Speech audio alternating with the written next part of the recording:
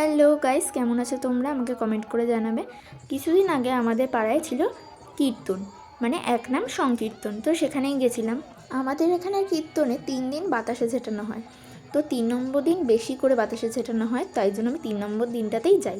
আর এবারে আমরা বাতাসে ছিটিয়েছি, আমার দিদি আমি দাঁড়িয়ে আছি এখানে। তারপরে আমরা কীর্তন শোনার পর মন্দিরের ভেতরে গেছিলাম। আর মন্দিরের ভেতরে ভোলা দাদা নাচ করছে, আর এখানে ঠাকুরের আরতি চলছে। তো এখানে আমার ভাগনাকে দেখা যাচ্ছে, ও একদম সাইডে নাচ করছে বাতাসে কুড়িয়ে। আর মন্দির থেকে পুরো ভিউটা দেখো তোমরা, কত সুন্দর লাগছে আর কতটা লোক হয়েছে। আরও 2-3 বছর আগে আরও লোক হতো, কিন্তু এখন রিসেন্টলি লোক অনেক কমে গেছে। আর এখানে আমার বান্ধবীরাও চলে এসেছে।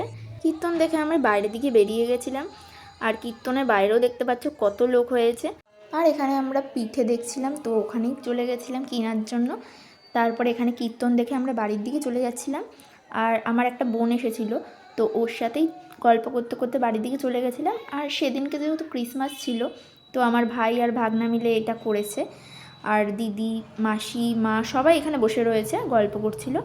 সেদিনকে 3টে জিনিস ছিল আমাদের, মানে ক্রিসমাস, কীর্তন আর পিকনিকের ব্লগটা আমি অন্য ভিডিওতে পোস্ট করব। আর এখানে আমি আর ভাই যাচ্ছি রাস দেখতে। তো পিকনিকের খাওয়া দাওয়া কমপ্লিট করার পর আমরা রাস দেখতে চলে যাচ্ছিলাম। আর রাস দেখতে আমার খুবই ভালো লাগে। রাত্রেবেলা হয়, মানে 12টা থেকে শুরু হয়। তো এখানে দিদি, আমি, ভাই সবাই মিলে যাচ্ছি। আর এখানে আমাদের রাস শুরু হবে। আর দেখতে পাচ্ছ কতটা লোক হয়েছে রাত 12টার সময় শীতে। আর আমরাও এখানে বসে পড়েছি রাস দেখব বলে। আর এখানে কৃষ্ণ ঠাকুর নাচ শুরু করে দিয়েছে, আর খুবই সুন্দর হয়েছিল রাস। আর এখানে রাধা কৃষ্ণ নাচ করছে।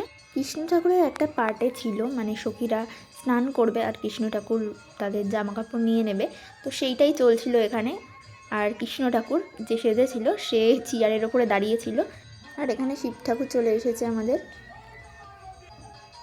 তারপরে অবশেষে রাস যাকে বলা হয়, মানে রাধা কৃষ্ণ ঠাকুরের যে লীলাটা, সেটাই চলছিল এখানে। আর খুব সুন্দর হয়েছিল। যে বোন দুটো করেছিল তারা খুব সুন্দরভাবে করেছিল জিনিসটাকে। তো আজকের মতো এখানেই শেষ করলাম। সবাই কমেন্টে রাধে রাধে লিখে যাবে।